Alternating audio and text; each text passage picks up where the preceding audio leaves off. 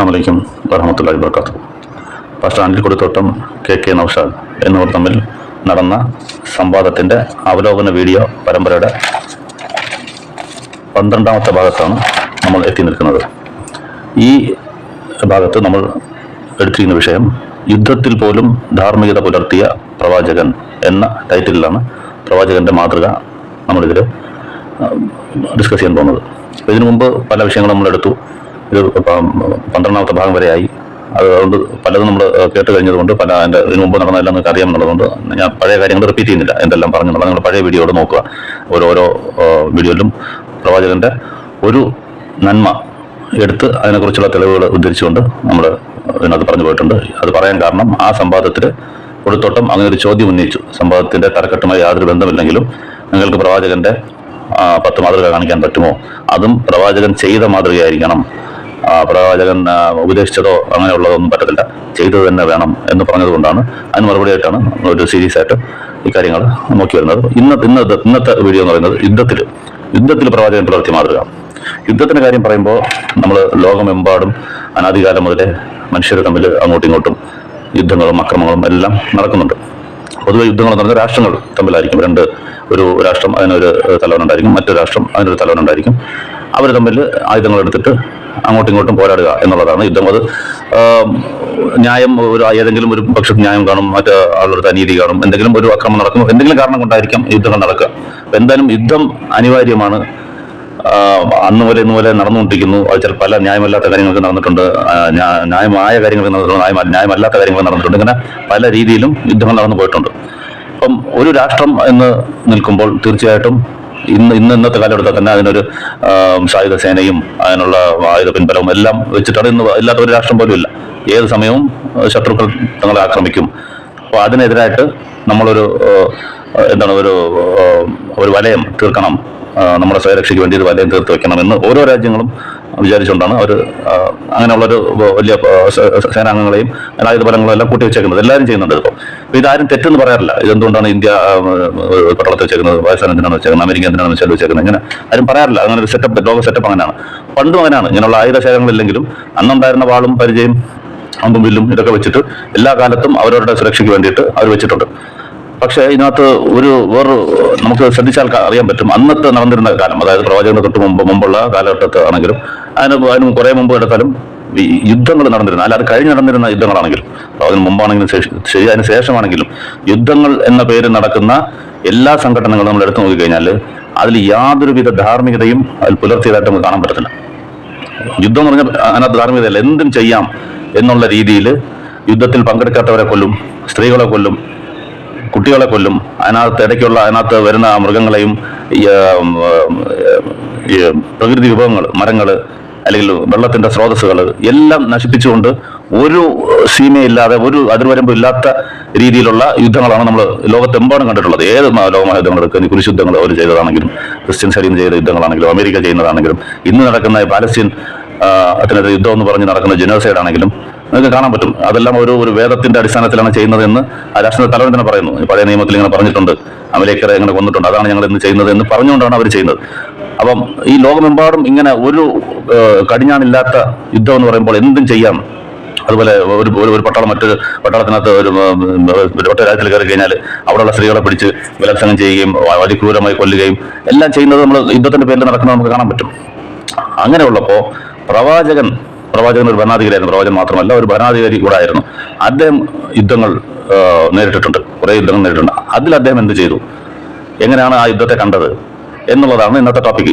അപ്പോൾ ഈ ഒരു ഇത് കാണുമ്പോൾ തന്നെ മനസ്സിലാവും, ലോകം മൊത്തം ഒരു ഡയറക്ഷനിൽ പോകുമ്പോൾ പ്രവാചകൻ മാത്രം അതിൽ വളരെ വ്യതിരിക്തമായിട്ട് ന്യായമായ കാര്യം മാത്രം നമുക്ക് നമ്മുടെ മനസ്സിൽ കറക്റ്റ് തോന്നും. ന്യായം എന്നുള്ള രീതി മാത്രം, യുദ്ധമാണെങ്കിൽ പോലും അതിൽ എത്ര കൺട്രോൾ വേണം, എന്തെല്ലാം അവിടെ ചെയ്യാം, എന്തെല്ലാം ചെയ്തുകൂടാ എന്നുള്ള ഒരു മാർഗരേഖ ലോകത്തിന് പഠിപ്പിച്ചു കൊടുത്തത് നമുക്ക് കാണാൻ പറ്റും. പ്രവാചകൻ ജീവിതം ചെയ്ത യുദ്ധങ്ങൾ നമ്മൾ പഠിച്ചു കഴിഞ്ഞാൽ.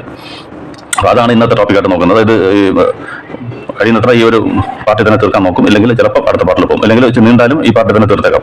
യുദ്ധത്തിനെ കുറിച്ചുള്ള നമ്മൾ അറിഞ്ഞിരിക്കേണ്ട എല്ലാം ഇതിനകത്ത് കൊണ്ടുവരാനാണ് നോക്കിയിരിക്കുന്നത്. ഒറ്റ പാർട്ടി തന്നെ സിമ്പിളായിട്ട് എല്ലാ റൂളുകളും ഇതിനകത്ത് തന്നെ കൊണ്ടുവരണം എന്നുള്ള രീതിയിലാണ് ചെയ്യുന്നത്. കഴിയുന്നത്ര ഇതിനകത്ത് ഇച്ചിരി ഫാസ്റ്റായിട്ട് പോയാൽ ശ്രമിക്കാം. അപ്പം അതാണ് ഈ പ്രവാചകന്റെ മാതൃക നമ്മൾ ഇതിനകത്ത് പഠിക്കേണ്ടത്.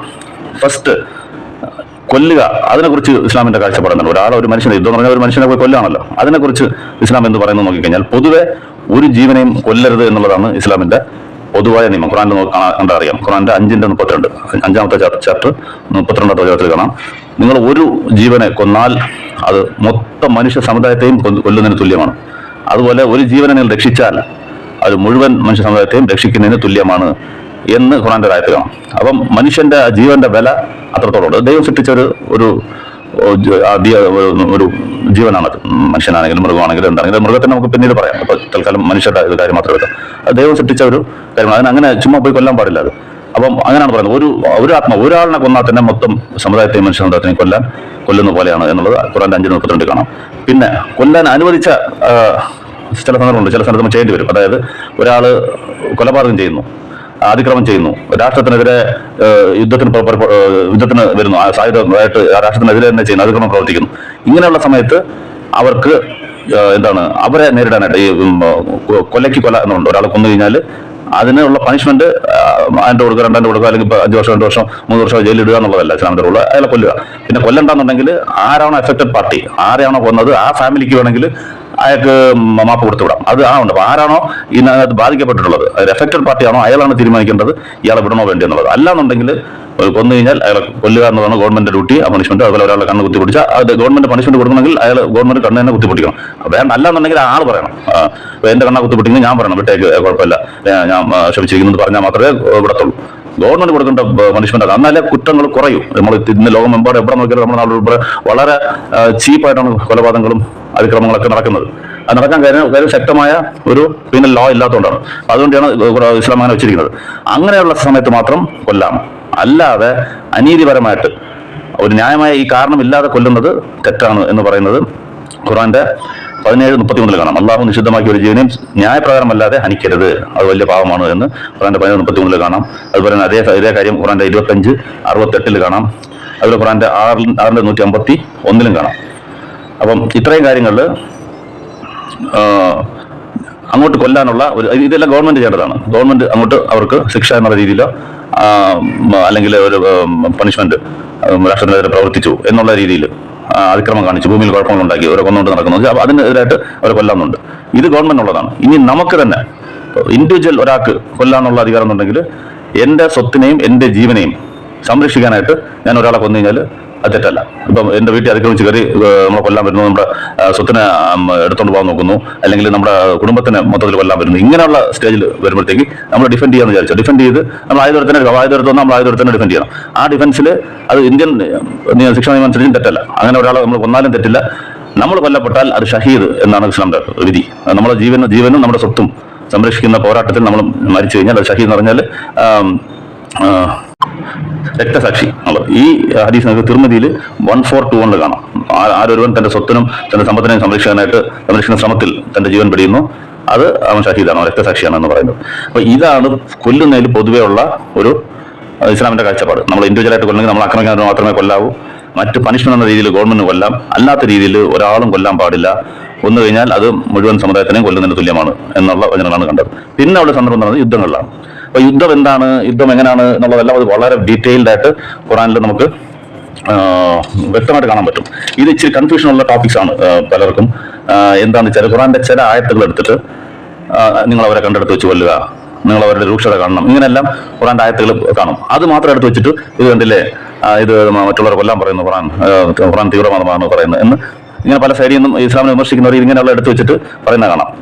ഇതിലൊരു ബേസിക് പ്രശ്നം എന്താണെന്ന് വെച്ചാൽ നിങ്ങൾ ആ ഖുറാൻ മൊത്തത്തിൽ ഇങ്ങനെ ഈ യുദ്ധത്തിന്റെ വചനങ്ങൾ കംപ്ലീറ്റ് എടുക്കണം. ഏത് സബ്ജക്റ്റ് ആണെങ്കിലും ഖുറാനെ മനസ്സിലാക്കുന്ന, ഖുറാനെ നമ്മൾ എങ്ങനെയാണോ സമീപിക്കേണ്ടത് ആ ഒരു രീതി അറിയാത്തത് കൊണ്ടാണ് പലരും ഇങ്ങനെ വിമർശിക്കുന്നത്. നമ്മൾ ആ യുദ്ധങ്ങളാണ് മാത്രം യുദ്ധത്തിന്റെ കംപ്ലീറ്റ് വചനങ്ങൾ എടുക്കണം. എടുത്തു വെച്ചിട്ട് മൊത്തത്തിൽ ഇതെന്താണ് ഖുറാൻ പറയുന്നത് എന്ന് അങ്ങനെയാണ് റൂൾ എടുക്കേണ്ടത്. അല്ല ഒരു വചനം ഒരു സമയത്ത് ഇപ്പോൾ ബാറ്റിൽ ഫീൽഡിൽ നിൽക്കുമ്പോൾ പറയും, ഇപ്പോൾ മോദി ആണെങ്കിലും ഇന്ത്യയുടെ പടത്തലനാണെങ്കിലും ഒരു യുദ്ധകളത്തിൽ പറയും നിങ്ങൾ അവരെ കൊല്ലുക, കഴുത്തിന് വെട്ടുക എന്ന് പറഞ്ഞാൽ അത് മാത്രം എടുത്തു നിർണ്ടാകും, ഇന്ത്യയിലുള്ളവരെല്ലാം തീവ്രവാദികളാണെന്ന് പറഞ്ഞാൽ ആരും സമ്മതിക്കും. അത് യുദ്ധ സന്ദർഭത്തിൽ പറഞ്ഞതാണ്. അപ്പൊ അങ്ങനെയുള്ള ചില സന്ദർഭങ്ങൾ കാണും ഷാജഹാന്റെ അടുത്ത് പറഞ്ഞത്, ആ യുദ്ധത്തിൽ ഏർപ്പെടുന്ന ആൾക്കാരോട് പറഞ്ഞത്. അപ്പൊ അത് എന്താണ്, എപ്പോഴാണ് പറഞ്ഞത് എന്നുള്ളതെല്ലാം മൊത്തത്തിൽ മറ്റു വചനങ്ങളിൽ എന്ത് പറയുന്നു, ഇങ്ങനെ കൊല്ലുന്ന സമയം, ഇങ്ങനെ യുദ്ധ സമയത്ത് എന്തൊക്കെ നിയമങ്ങളാണ് പാലിക്കേണ്ടത് എന്ന് മറ്റ് വചനങ്ങളെല്ലാം നോക്കിയിട്ട് വേണം നമ്മൾ ഇതിനകത്ത് മനസ്സിലാക്കാൻ. ചില മുസ്ലിങ്ങൾക്ക് ഇതിനകത്ത് ചില കൺഫ്യൂഷൻ ഉണ്ട്. അതുകൊണ്ടാണ് കുറച്ച് ഡീറ്റെയിൽഡായിട്ടും ഫുള്ളായിട്ട് കവർ ചെയ്യുന്ന കണക്കും നമ്മൾ ഇതിനകത്ത് എടുത്തിരിക്കുന്നത്. ഓക്കെ, ഇതിനകത്ത് യുദ്ധത്തിന്റെ ഫസ്റ്റ് നിയമം എന്താണെന്ന് വെച്ചാൽ, നിങ്ങളോട് ആരാണ് യുദ്ധത്തിന് വരുന്നത് അവരോട് നിങ്ങൾ യുദ്ധം ചെയ്യാന്നുണ്ട്. ഇപ്പൊ ഖുർആന്റെ 2:190 ഇതിനകത്ത് ക്ലിയർ ആയിട്ട് കാണാം. നിങ്ങളോട് ആരാണോ യുദ്ധം ചെയ്യാൻ വരിക അവരോട് നിങ്ങൾ യുദ്ധം ചെയ്യുക എന്ന് പറയുന്നത് കാണാം. വേണേൽ അത് നമുക്ക് വായിച്ചിട്ട് വേണമെങ്കിലും ചെയ്യാം. ഖുർആന്റെ 2:190 നിങ്ങളോട് യുദ്ധം ചെയ്യുന്നവരുമായി അള്ളാഹുവിന്റെ മാർഗത്തിൽ നിങ്ങളും യുദ്ധം ചെയ്യുക, എന്നാൽ നിങ്ങൾ പരിധി വിട്ട് പ്രവർത്തിക്കരുത്. പരിധി വിട്ട് പ്രവർത്തിക്കുന്നവരെ അള്ളാഹു ഇഷ്ടപ്പെടുകയില്ല. ഖുർആന്റെ 2:190. അപ്പം യുദ്ധത്തിൽ വരുമ്പോൾ പോലും നിങ്ങൾ പരിധി വിടരുത്, തോന്നിവാസം കാണിക്കരുത്. അവിടെ പോയിട്ട് ഇഷ്ടത്തിന് എന്തെല്ലാം ചെയ്യാവോ യുദ്ധം എന്ന പേരിൽ ഇന്ന് നടക്കുന്ന എല്ലാ അതിക്രമങ്ങളും അത് ചെയ്യുന്നത് ക്ലിയർ ആയിട്ട് ഈ വചനത്തിൽ തന്നെ പറയുന്നുണ്ട്. അത് പരിധികൾ എന്തൊക്കെയാണെന്നുള്ളത് നമ്മൾ മറ്റു വചനങ്ങളിൽ കാണുമ്പോൾ അറിയാൻ പറ്റും. ഇനി അതിന്റെ തന്നെ ഖുർആന്റെ 9:13 അത് എപ്പോഴാണ് യുദ്ധം ഒരു കടമയാവുക എന്നുള്ളതെന്ന് പറയുമ്പോൾ അത് ഇതിനകത്ത് 9:13 പറയുന്നത്, ഞങ്ങളുടെ ശബ്ദങ്ങളിൽ ലംഘിക്കുകയും റസൂലിനെ പുറത്താക്കാൻ മുതിരുകയും ചെയ്ത ഒരു ജനപദത്തോട് നിങ്ങൾ യുദ്ധം ചെയ്യുന്നില്ലേ, അവരാണല്ലോ നിങ്ങളോട് ആദ്യ തവണ യുദ്ധം തുടങ്ങിയത് എന്ന് കാണാം. ഇപ്പം തുടങ്ങിയത് അവരാണ്. യുദ്ധം നമ്മൾ തുടങ്ങാൻ പാടില്ല എന്നുള്ളത് ഇതിന് മറ്റൊരു നിയമമാണ്. യുദ്ധം ഫസ്റ്റ് നമ്മുടെ സൈഡിൽ തുടങ്ങാൻ പാടില്ല. ഒരു അനീതി നമുക്കെതിരെ ചെയ്തിട്ടുണ്ടാവണം, അവരെ സൈഡിൽ നിന്ന് അവരായിരിക്കണം ഇനിഷ്യേറ്റ് ചെയ്യുന്നത്, അനീതി അവരായിരിക്കും ചെയ്യുന്നത്. അല്ലെങ്കിൽ ഒരു കരാർ, മുസ്ലിം രാജ്യവും മറ്റു രാജ്യവും ഒരു കരാർ കാണും, അത് അവർ ലംഘിക്കും, അല്ലെങ്കിൽ അവർ നമ്മളെ ആക്രമിക്കാൻ വരും, അല്ലെങ്കിൽ നമ്മൾ ഒരു അനീതി ചെയ്തിട്ടുണ്ടാവും, നമ്മുടെ നാട്ടിൽ നിന്ന് നമ്മളെ പുറത്താക്കിയിട്ടുണ്ടാവും. അങ്ങനെയുള്ള സമയത്താണ് യുദ്ധം ചെയ്യേണ്ടത്, അല്ലാതെ വെറുതെ പോയി യുദ്ധം ചെയ്യാൻ പാടില്ല. ഇത് ആരാണ് ചെയ്യുന്നത് വളരെ പ്രധാനമാണ്. അത് അവസാനം പറയാം. എപ്പോഴാണ് യുദ്ധം ചെയ്യേണ്ടത്, എങ്ങനെയാണ് ചെയ്യേണ്ടതെന്ന് നോക്കിയതിനു ശേഷം ഇതാരാണ് ചെയ്യുന്നത്. ഈ ചില ഗ്രൂപ്പുകൾ ചേർന്നിട്ട് ഞങ്ങൾ യുദ്ധത്തിന് പോകുന്നു പറഞ്ഞ് 4 പേര് 10 പേര് ചേർന്നിട്ട് ആയുധങ്ങളായിട്ട് ഇറങ്ങാവോ എന്നുള്ളത് വളരെ ഇന്ന് ഡിസ്കസ് ചെയ്യേണ്ട ഒരു ടോപ്പിക്കാണ്. അത് ഇത് കഴിഞ്ഞതിന് ശേഷം ആർക്കാണ് ഈ പറയുന്ന കാര്യങ്ങളൊക്കെ ആർക്കാണ് പറഞ്ഞേക്കുന്നത് എന്നുള്ളത് നമുക്ക് നോക്കാൻ പറ്റും. നമുക്ക് പിന്നീട് നോക്കാൻ കഴിഞ്ഞിട്ട്. അപ്പം യുദ്ധത്തിനുള്ള കാരണം ഒന്ന്, നമുക്ക് അനീതി ചെയ്തിട്ടുണ്ടാവണം. നമ്മളോട് യുദ്ധത്തിന് വരുന്നവരായിട്ടാണോ യുദ്ധം ചെയ്യേണ്ടത്. നമ്മുടെ സ്ഥലത്ത് നിന്നും അവർ പുറത്താക്കി, അങ്ങനെയുള്ളവരോടാണ് യുദ്ധം ചെയ്യേണ്ടത്. അതുപോലെ തന്നെ ഇനി മറ്റ് അടുത്ത വചനങ്ങൾ, നമ്മുടെ സ്ഥലത്ത് നിന്ന് നാട്ടിൽ നിന്ന് നമ്മളെ പുറത്താക്കി അവരോടാണ് യുദ്ധം ചെയ്യേണ്ടത് എന്നുള്ളത് ഖുർആൻ 2:191 അവരെ കണ്ടെടുത്ത് വെച്ച് നിങ്ങൾ അവരെ കൊന്നുകളയും, അവർ നിങ്ങൾ പുറത്താക്കിയെടുത്തുനിന്ന് നിങ്ങൾ അവരെ പുറത്താക്കുകയും ചെയ്യുക, കാരണം അവർ നടത്തുന്ന മർദ്ദനം കൊലയേക്കാൾ നിഷ്ഠൂരമാകുന്നു. അപ്പം അവര് ചുമ്മാ അള്ളാഹു ആണ് ദൈവം, ഒരു ദൈവത്തെ മാത്രമേ ആരാധിക്കാവൂ എന്ന് പറഞ്ഞ ഒറ്റ കാരണം കൊണ്ട് അവർ നിങ്ങളെ പുറത്താക്കി അവിടെ നിന്ന്. അങ്ങനെയുള്ളപ്പോൾ അത് അനീതിയാണ്. അത് കൊലയേക്കാൾ നമ്മൾ അനീതിക്കെതിരെ പോരാടണം എന്നുള്ളത് എപ്പോഴും ഇതിനകത്തുള്ള ഒരു റൂളാണ്. നമ്മൾ അനീതിക്ക് പ്രതികരിച്ചില്ലെങ്കിൽ അത് ലോകം മൊത്തം അനീതിയായിട്ട്, അത് മൊത്തം മനുഷ്യരാശിക്ക് തന്നെ അത് വലിയ കേടായിട്ട് മാറുന്നത്. അപ്പൊ അത് ഇസ്ലാം ഒരിക്കലും അത് അനുവദിക്കത്തില്ല. അനീതി ശക്തി ഉണ്ടെങ്കിൽ അതിനകത്ത് ചെയ്യണമെന്നുണ്ട്. ആരാണ് ശക്തി എന്താണെന്നുള്ളത് പിന്നീട് പറയാം. ആർക്കാണ് ഇതൊരു ഗവൺമെന്റ് മാത്രമുള്ളതാണ്. അതിന്റെ പോയിന്റ് ഞാൻ പറയാം, തെളിവ് പിന്നെ കാണിക്കാം. ഈ പറയുന്നതെല്ലാം ഒരു ഗവൺമെന്റ് ഉണ്ടെങ്കിൽ മാത്രമേ ഈ യുദ്ധത്തിന് പോകാവൂ. അല്ലാതെ 5 10 പേരോ ചേർന്ന് ചെയ്യുന്നതിന് പേരല്ല യുദ്ധം. അത് ഇസ്ലാമിൽ അനുവദനീയമല്ല. ഒരു ഗവൺമെന്റ് വേണം. ഗവൺമെന്റ് ഉണ്ടായാൽ മാത്രം പോരാ, വേറെ പല ഘടകങ്ങളുണ്ട്. അപ്പൊ നിങ്ങൾ ഈ പറയുന്നതെല്ലാം ഒരു ഗവൺമെന്റ് ആണെന്ന് ഓർക്കുക. ഈ അല്ലാതെ 5 10 പേര് ചേർന്നിട്ട് ചെയ്യുന്നതിനല്ല ഇത് യുദ്ധം എന്ന് പറയുന്നത്. ഇസ്ലാം യുദ്ധം എന്ന് പറയുന്നത് ഗവൺമെന്റ് പറയുന്നതാണ്. ഇതെല്ലാം ഗവൺമെന്റ് പറയുന്നതാണ്. അതിനുള്ള തെളിവ് പിന്നെ കാണാം. അപ്പം നിങ്ങൾ പുറത്താക്കി എടുത്തുന്നത് നിങ്ങൾ അവരെയും പുറത്താക്കും. അപ്പോൾ ഗവൺമെന്റ് ആയി അവർക്ക് ഒരു ശക്തി ഉണ്ട്, യുദ്ധം ചെയ്യാൻ ശക്തി ഉണ്ടെന്നുണ്ടെങ്കിൽ നിങ്ങൾക്കെതിരെ അനീതി ചെയ്തവർക്കെതിരെ യുദ്ധം ചെയ്യണം. അത് അനുസരിച്ച് അവിടെ ആൾക്കാർ പീഡിപ്പിക്കപ്പെടുന്നുണ്ട്. അവർക്ക് അവിടെ കുട്ടികളുണ്ട്, സ്ത്രീകളുണ്ട്, വലിയ ആൾക്കാരുണ്ട്, അവരായിട്ട് പീഡിപ്പിക്കുന്നു. അങ്ങനെ കണ്ടുകൊണ്ടിരിക്കാൻ പറ്റത്തില്ല. അപ്പൊ നിങ്ങൾ അവർക്ക് ഒരു യുദ്ധം ചെയ്യുക എന്നുള്ളതാണ് ഇതിനകത്ത് പറയുന്നത്. അത് തന്നെ 22:40 ഖുർആൻ 22:40 ഇതേ കാര്യം തന്നെ പറയുന്നുണ്ട്. യാതൊരു ന്യായവും കൂടാതെ ഞങ്ങളുടെ രക്ഷിതാവ് അള്ളാഹു ആണ് എന്ന് പറയുന്നതിന്റെ പേരിൽ മാത്രം തങ്ങളുടെ ഭവനത്തിൽ നിന്നും പുറത്താക്കപ്പെട്ട തരത്തിലാവാർ. മനുഷ്യരിൽ ചിലരെ മറ്റു ചിലരെ കൊണ്ട് അള്ളാഹു തെരഞ്ഞില്ലായിരുന്നെങ്കിൽ സന്യാസിമണങ്ങളും ക്രിസ്ത്യ ദേവാലയങ്ങളും യഹൂദ ദേവാലയങ്ങളും അല്ലാവിന്റെ നാമന്റെ നടികളായ മുസ്ലിം പള്ളികളും തറക്കപ്പെടുമായത് തന്നെ. അപ്പോൾ ഫസ്റ്റ് പാർട്ടി ഇതാണ്, യാതൊരു ന്യായം കൂടാതെ തങ്ങളുടെ രക്ഷിതാവ് അള്ളാഹു എന്ന് പറയുന്നതിന്റെ പേരിൽ മാത്രം ഞങ്ങളുടെ ഭവനിൽ നിന്ന് പുറത്താക്കി. അപ്പൊ അങ്ങനെയുള്ളവരാണ് അവിടെ യുദ്ധം. ഒരു ഇൻജസ്റ്റിസ്, ഒരു അനീതി നടന്നിട്ടുണ്ട്. അത് സാധാ നീതി അല്ല, നിങ്ങൾ രാജ്യത്തിൽ നിന്ന് തന്നെ അവർ പുറത്താക്കി. അപ്പൊ അങ്ങനെയുള്ളവരോട് യുദ്ധം ചെയ്യുക എന്നാണ് ഖുർആൻ പറയുന്നത്. പിന്നെ അങ്ങനെ വരുമ്പോൾ തന്നെ പരിധി വിടരുതെന്ന് നേരത്തെ പറഞ്ഞിട്ടുണ്ട്. അവർ യുദ്ധം നിർത്തുകയാണ്, ഞങ്ങൾ നിർത്തി പോകുന്നു, അല്ലെങ്കിൽ ഞങ്ങൾ സറണ്ടർ ചെയ്തു, അല്ലെങ്കിൽ യുദ്ധത്തിൽ ഞങ്ങൾ പിന്മാറാം എന്ന് പറയുകയാണെങ്കിൽ അവരോട് യുദ്ധം ചെയ്യാൻ പാടില്ല. ഇത് ഖുർആന്റെ 2:192 കാണാം, 2:192. ഇനി അവർ പശ്ചാത്തപിച്ച് എതിർപ്പിൽ നിന്നും വിരമിക്കുകയാണെങ്കിലോ തീർച്ചയായും ഏറെ പൊറുക്കുന്നവനും കരുണാനിധിയുമാണ് അല്ലാഹു. അപ്പൊ അവര് ഇതിൽ നിന്ന് വിരമിക്കുകയാണെങ്കിൽ നിങ്ങളും നിർത്താം, ആ സ്പോട്ടിൽ യുദ്ധം നിർത്തണം. അപ്പം ഇതൊക്കെ ഒരു ലോകത്ത് എവിടെയും നമ്മൾ കാണാൻ പറ്റാത്തതാണത്. നിർത്തിക്കഴിഞ്ഞാലും അങ്ങോട്ട് കയറി അടിക്കുക, കൊല്ലുക, അവിടുത്തെ സ്ത്രീകളെയും കുട്ടികളെയും എല്ലാം കൊല്ലുക, രാജ്യത്തുള്ള എല്ലാവരെയും കൊല്ലുക എന്നുള്ളത് നമുക്ക് കാണാം. ഇതെല്ലാം അങ്ങനെയല്ല. ആര് കളത്തിൽ നിൽക്കുന്നു, ആരാണോ ഫൈറ്റ് ചെയ്യാൻ വരുന്നത് അവരുമായിട്ട് മാത്രമാണ് ഫൈറ്റ്. യുദ്ധകളത്തിലുള്ളവർ മാത്രമായിട്ടാണ്. മറ്റുള്ളവരെ കൊല്ലാൻ ഒരു അധികാരം ഇതിനകത്തില്ല. അവർ നിർത്തിക്കഴിഞ്ഞാൽ ഉടനെ നിർത്തണം. അപ്പൊ ഇങ്ങനെയുള്ള ധാർമ്മികതയൊക്കെ ലോകത്തിന് പറഞ്ഞു കൊടുത്തത് പ്രവാചകനാണ്. പക്ഷെ ആൾക്കാർ പറയുന്നത് വലിയ കൊന്നിട്ടുണ്ട്, അദ്ദേഹത്തിന്റെ ജീവിതം മൊത്തം യുദ്ധങ്ങളാണ്, അതാ കൊല്ലും ഇത് കൊല്ലാവുന്ന ഒരു യുദ്ധത്തിൽ ഒരു ധാർമ്മികതയും ആരും പാലിക്കാതിരുന്നത്. പ്രവാചകൻ മുമ്പും ശേഷവും പാലിക്കാതിരിക്കുന്ന യുദ്ധങ്ങൾ നമ്മൾ കണ്ടുകൊണ്ടിരിക്കുമ്പോൾ ഇത്രയും റെസ്ട്രിക്ഷൻസ് ചെയ്യാൻ പാടില്ല, എത്രയും മിനിമം ഡാമേജിൽ എങ്ങനെ യുദ്ധം കൊണ്ടുപോകണം എന്നുള്ളതിന്റെ വളരെ ക്ലിയർ ആയിട്ട് ഒരു മൊറാലിറ്റി, ഒരു ധാർമ്മികത പറഞ്ഞു തന്ന പ്രവാചകനാണ്. അപ്പൊ ഒന്ന് ഓരോന്നോരോ നോക്കുക. അപ്പം അവർ നിർത്തിക്കഴിഞ്ഞാൽ ഉടനെ നിർത്തണം. അതുപോലെ 4:90 ഇതേ സംഭവം പറയുന്നുണ്ട്. ഇനി എന്തിനു വേണ്ടിയാണ് യുദ്ധം എന്നുള്ളത് അതും പറയുന്നുണ്ട്. ഖുർആന്റെ 4:75 കാണുന്നുണ്ട്. അള്ളാഹുവിന്റെ മാർഗത്തിൽ നിങ്ങൾക്ക് എന്തുകൊണ്ട് യുദ്ധം ചെയ്തുകൂടാ? ഞങ്ങളുടെ രക്ഷിതാവെ, അക്രമികളായ ആളുകൾ അധിവസിക്കുന്ന ഈ നാട്ടിൽ നിന്നും ഞങ്ങളെ മോചിപ്പിക്കുകയും നിന്റെ വകയായി ഒരു രക്ഷാധികാരിയെയും നിന്റെ വകയായി ഒരു സഹായിയെ ഞങ്ങൾക്ക് നിശ്ചയിച്ച് തരികയും ചെയ്യണമേ എന്ന് പ്രാർത്ഥിച്ചുകൊണ്ടിരിക്കുന്ന മർദ്ദിച്ചൊടുക്കപ്പെട്ട പുരുഷന്മാർക്കും സ്ത്രീകൾക്കും കുട്ടികൾക്ക് വേണ്ടി എന്തുകൊണ്ട് യുദ്ധം ചെയ്തുകൂടാ? യുദ്ധം ചെയ്യുന്നത് മർദ്ദിതരായ ആൾക്കാർക്ക് വേണ്ടി. ഈ ദൈവത്തിനോട് ഇങ്ങനെ അവർ സഹായം തേടിയിരിക്കുന്നു. ഞങ്ങൾ പീഡിപ്പിക്കപ്പെടുന്നു, ഞങ്ങൾക്ക് ഒരു രക്ഷാധികാരിയെ നിങ്ങൾ അള്ളാഹു നിങ്ങൾ അയക്കത്തില്ലേ, ഞങ്ങൾ പീഡിപ്പിക്കപ്പെടുന്നുണ്ട്, ഞങ്ങൾക്ക് വേണ്ടി ആരും ഒരു സഹായം നിങ്ങൾ തരത്തില്ലേ എന്ന് ചോദിക്കുന്ന ഒരു ജനക്കൂട്ടുണ്ടെങ്കിൽ അവർക്ക് വേണ്ടിയിട്ട് നിങ്ങൾ എന്തുകൊണ്ട് യുദ്ധം ചെയ്തുകൂടാ എന്ന് വേറെ ആൾക്കാർക്കാണ് പറയുന്നത്. അതായത് ആ ആൾക്കാർക്കല്ല, പ്രാർത്ഥിക്കുന്ന ആൾക്കാരോടല്ല ഇത് പറയുന്നത്. ഇത് റൂളായിട്ട് പിന്നെ നമ്മൾ പറയേണ്ടതാണുള്ളത്. മറ്റൊരു സ്ഥലത്താണ് ഈ ഓർഡർ ഇറങ്ങുന്നത്. അത് അവിടെ ചെന്നത് ഖുർആന്റെ സ്ഥലത്ത് മക്കയിലാണ് ആൾക്കാർ പീഡിപ്പിക്കപ്പെടുന്നത്. പക്ഷെ ഓർഡർ വരുന്നത് മദീനുള്ള പ്രവാചകന്റെ ഗവൺമെന്റിനോടാണ്. ആർക്കല്ല? മക്കയിലുള്ള ആൾക്കാരോടല്ല. അവരോട് ഇതെടുത്ത് പോരാടാനല്ല അള്ളാഹു പറയുന്നത്. അപ്പൊ അത് ഞാൻ പറയും, ഞാൻ പറഞ്ഞില്ലേ, ഗവൺമെന്റ് മാത്രമേ ചെയ്യാവൂ എന്നുള്ളതിന്റെ ഒരു റൂൾ ഇതാണ്. എവിടാണോ പീഡിപ്പിക്കപ്പെടുന്നത് അവിടെയുള്ള ആൾക്കാർക്കല്ല ഈ ഓർഡർ ഇറങ്ങുന്നത്, അവർക്കല്ലേ വചനം ഇറങ്ങുന്നത്. നിങ്ങൾ അവർക്കെതിരായിട്ട് പോരാടുക എന്നുള്ളതല്ല. പോരാടാൻ പാടില്ല എന്ന് തന്നെയാണ്. ഗവൺമെന്റ് ഇല്ലെങ്കിൽ പോരാടാൻ പാടില്ല. 10 പേര് 20 പേര് 30 പേര് ആയുധം എടുത്തിട്ട് പോയി ചില ആൾക്കാരെ പോയി കൊല്ലുക, വെട്ടുക, അങ്ങനെ ചെയ്യാൻ പാടില്ല. അനീതിയായി ഓക്കെ, നിങ്ങൾ നാട്ടിൽ നിന്ന് പുറത്താക്കി, നിങ്ങൾ പുറത്ത് വന്നു, ഒരു ഗവൺമെന്റ് ആയി, അതിന് മറ്റു റൂളുകളൊക്കെ ആയി കഴിയുമ്പോഴാണ് യുദ്ധം അവർക്ക് നിർബന്ധമാവും. അപ്പൊ ഇതൊരു പ്രധാന പോയിന്റാണ്. ഇത് ജിഹാദ് എന്ന് പറഞ്ഞുകൊണ്ട് പല ഗ്രൂപ്പുകളും ഞാൻ ജിഹാദ് ചെയ്യാൻ പോകുന്നു, എന്റെ കൂടെ 10 പേര് 30 പേര് എന്ന് പറഞ്ഞാൽ അത് ഖുർആൻ ഇസ്ലാമിലുള്ളതല്ല. ഇസ്ലാമിന്റെ റൂള് ജിഹാദ് ചെയ്യേണ്ടത് അല്ലെങ്കിൽ യുദ്ധം ചെയ്യേണ്ടത് രാഷ്ട്രം മാത്രമാണ്. അപ്പൊ ഈ പോയിന്റ് വളരെ ശ്രദ്ധിക്കുക. 4:75 ഇത് ഞാൻ പിന്നീടും പറയും. ഇത് വരുന്നത് മദീനയിലാണ്. മദീനയ്ക്കുള്ള പ്രവാചനാണ് ഈ റൂൾ വരുന്നത്, ഈ ഓർഡർ വരുന്നത്. ആർക്ക് വേണ്ടി? മക്കയിലുള്ള ആൾക്കാർക്ക് വേണ്ടിയിട്ട്. അപ്പൊ മക്കയിലുള്ള ആൾക്കാർക്ക് ഇത് വന്നിട്ടില്ല. അപ്പൊ അവർ ചെയ്യാൻ പാടില്ല. ചെയ്യേണ്ടത് പ്രവാചകനാണ്. അവർക്ക് വേണ്ടി യുദ്ധം ചെയ്യുക. അപ്പൊ അനീതി ചെയ്യപ്പെട്ട ഒരു സമുദായത്തിനെ രക്ഷിക്കാൻ വേണ്ടി യുദ്ധം നടത്താം എന്നുള്ളതാണ്. അതുപോലെ 22:39-40 അവിടെ കാണാം. യുദ്ധത്തിന് ഇരയാകുന്നവർക്ക് അവർ മർദ്ദിതരായതിനാൽ അനുവാദം നൽകപ്പെട്ടിരിക്കുന്നു. തീർച്ചയായും അള്ളാഹു അവരെ സഹായിക്കാൻ കഴിയുന്നതല്ലായിരുന്നു. അപ്പം യുദ്ധം അവർ മർദ്ദിതരാണ്, അവരെ രക്ഷിക്കാൻ അനുവാദം നൽകപ്പെടുക. അല്ലെങ്കിൽ നോർമലായിട്ട് യുദ്ധം ചെയ്യാൻ പാടില്ല, ആരും കൊല്ലാൻ പാടില്ല. ഒരു ജനവിഭാഗത്തെ ഒരു രാഷ്ട്രം അവരെ പീഡിപ്പിക്കുന്നു, അവരെ മർദ്ദിക്കുന്നു. അതുകൊണ്ട് നിങ്ങൾക്ക് ഞാൻ പെർമിഷൻ തന്നിരിക്കുന്നു എന്നുള്ളത് 22:30-39-40 കാണാം. ഇനി അവർ സമാധാനം ആഗ്രഹിക്കുകയാണെങ്കിൽ അവിടെ നിർത്തണം. സമാധാനം ആഗ്രഹിക്കുന്നവരായിട്ട് യുദ്ധമില്ല. അത് ഖുർആന്റെ 8:61 കാണാം. ഇനി അവർ സമാധാനത്തിലേക്ക് ചായ്വ് കാണിക്കുകയാണെങ്കിൽ നീയും അതിലേക്ക് ചായ്വ് കാണിക്കുക, അല്ലാഹുവിന്റെ മേൽ ഭാരം ഏൽപ്പിക്കുകയും ചെയ്യുക. തീർച്ചയായും അവനാണ് എല്ലാം കേൾക്കുന്നവനും അറിയുകയും ചെയ്യുക. എത്രത്തോളം റെസ്ട്രിക്ഷൻസ് ആണ് നോക്കുക നിങ്ങൾ. യുദ്ധം ചെയ്യുന്നതിൽ വളരെ ലോജിക്കലായിട്ട് ഒരു അനിവാര്യമായ ഘട്ടത്തിൽ മാത്രം യുദ്ധം ചെയ്യുക. അത് നിർത്താനുള്ള എന്ത് പോസിബിലിറ്റികളും ഉടനെ നിർത്തുക. അവർ സമാധാനം ആഗ്രഹിച്ചാൽ അപ്പോഴേ നീയും സമാധാനത്തിലേക്ക് തിരിച്ചു വരിക. അല്ലാതെ നമ്മൾ കൈ വാങ്ങി നിൽക്കുമ്പോഴായിരിക്കും അവർ സമാധാനം ആഗ്രഹിക്കുന്നത്. ഇനി പറ്റത്തില്ല, എല്ലാത്തിനും നശിപ്പിച്ചിട്ട് വിടത്തുള്ളൂ. അതൊക്കെയാണ് നമ്മൾ യുദ്ധങ്ങളിൽ സാധാരണ കാണുന്നത്. പക്ഷെ പ്രവാചകന്റെ ഇസ്ലാമിന്റെ റൂളിൽ അത് പാടില്ല. പീസ് എന്നുള്ള വാക്ക് അവിടെ നിന്ന് വന്നു കഴിഞ്ഞാൽ അപ്പോഴേ നിർത്തണം. അതിക്രമം ഉള്ളതുകൊണ്ട് മാത്രമാണ് യുദ്ധം അവർക്ക് കടമയാക്കപ്പെട്ടത്. അത് എപ്പോൾ നിൽക്കുന്നോ അതോടെ നിൽക്കും.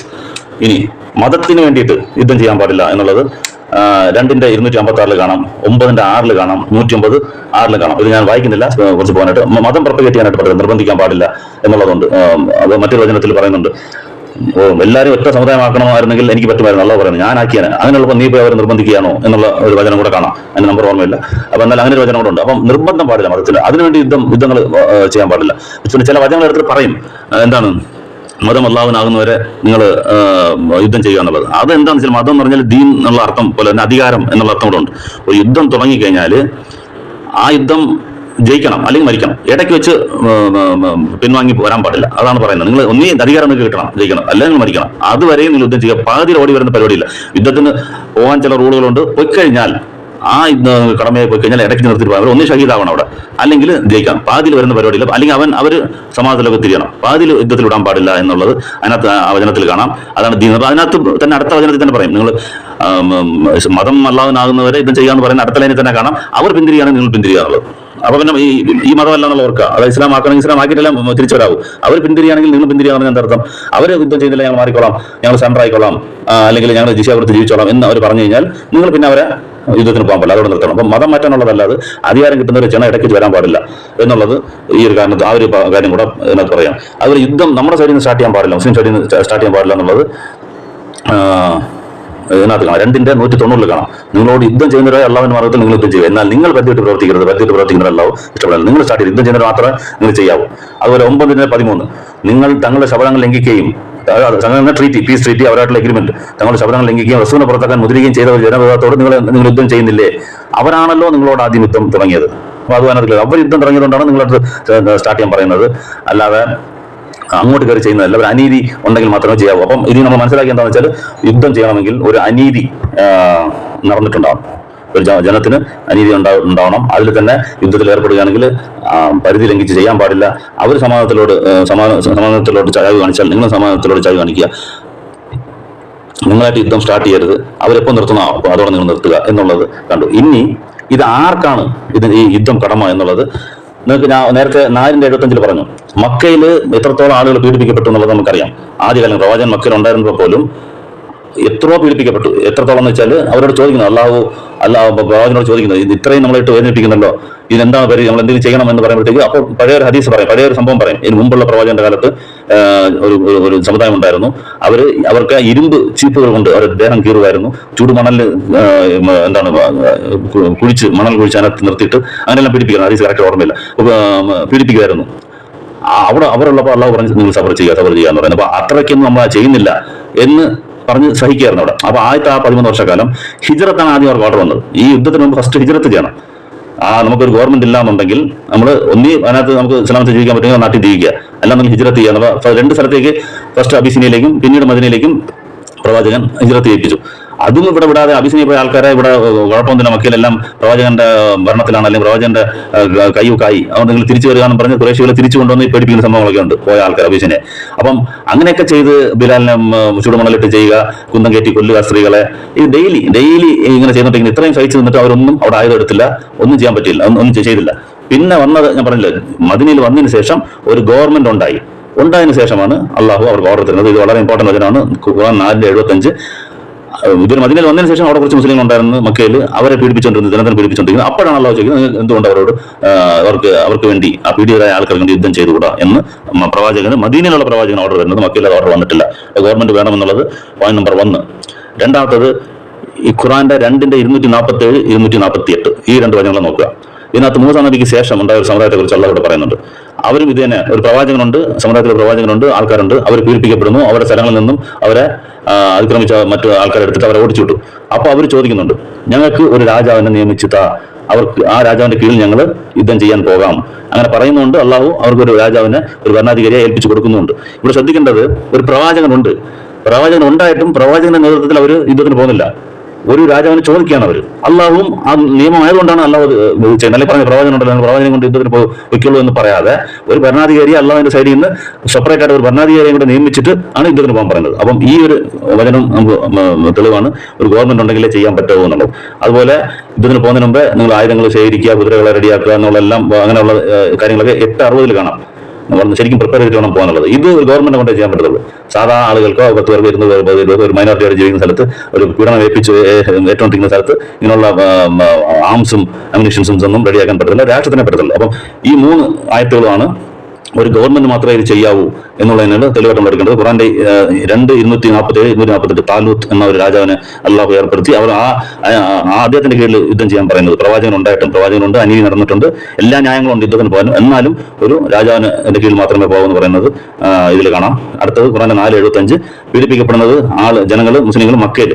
ഓർഡർ വരുന്നത് മക്കയിലല്ല, മദീനയിൽ. പ്രോഫറ്റ് എന്നാണ് ഓർഡർ വരുന്നത്, എന്തുകൊണ്ട് യുദ്ധം ചെയ്തു. പിന്നെ 8:60 ആംസ് ആൻഡ് അമ്യൂണിഷൻസ്, യുദ്ധ സാമഗ്രികളാണെങ്കിൽ അത് ഗവൺമെന്റ് വേണേ പറ്റത്തുള്ളൂ എന്നുള്ളത്. ഇതാ ഇനി ഗവൺമെന്റ് ഉണ്ടായാൽ മാത്രം പറ്റത്തില്ല, അതിന്റെ സ്ട്രെങ്ത്തും ഒരു അളവാണ്. സ്ട്രെങ്ത്തിനെ കുറിച്ച് പറയുന്നത്, ഗവൺമെന്റ് വീക്ക് ഗവൺമെന്റ് ആണ്, അതിനും ശത്രു രാജ്യം അവർക്ക് നല്ല ഫുള്ള് പവർഫുൾ ആയ രാജ്യമുണ്ട്. അപ്പോൾ അവർ യുദ്ധത്തിന് വരുന്നു എന്നുണ്ടെങ്കിൽ അവരുടെ അടുത്ത് ചെയ്യാൻ പാടില്ല. അതിനുള്ള കണക്ക് പറയുന്നത് ഖുറാന്റെ 8:65, 8:66 രണ്ടും നോക്കുക.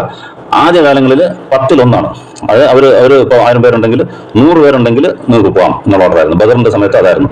പിന്നീട് അള്ളാഹു അതിനെ കുറിച്ച് സ്ലാക്ക് ചെയ്തു.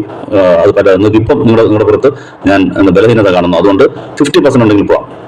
അവർ 100 ആണെങ്കിൽ നിങ്ങൾ 50 ആണെങ്കിൽ യുദ്ധത്തിന് പോവാം. അനീതി നടന്നിട്ടുണ്ടാവണം, പഴയതെല്ലാം പറഞ്ഞല്ലോ, അനീതി നടന്നിട്ടുണ്ടാവണം, നമുക്കെതിരെ അതിക്രമം ഉണ്ടായിട്ടുണ്ടായിരിക്കണം, ന്യായം പീഡിപ്പിക്കപ്പെട്ടിരിക്കുന്ന ആളുകൾ, ഇങ്ങനെയുള്ള കണ്ടീഷൻസ് എല്ലാം, നേരത്തെ പറഞ്ഞ കണ്ടീഷൻസ് എല്ലാം വേണം. അങ്ങനെയാണെങ്കിൽ ഒരു ഗവൺമെന്റ് വേണം. ആ ഗവൺമെന്റിന് 50% സ്ട്രെങ്ത് വേണം, ഉണ്ടെങ്കിൽ മാത്രമേ യുദ്ധത്തിന് പോകാവൂ എന്നുള്ളതാണ് ഈ പൊതുവെ ഇതിനകത്തുള്ള യുദ്ധത്തിലുള്ള റൂളുകൾ. അപ്പം ഇത് മുസ്ലിങ്ങളും കൂടി അറിയാൻ വേണ്ടിയിട്ടാണ് ഇത് പറഞ്ഞത്.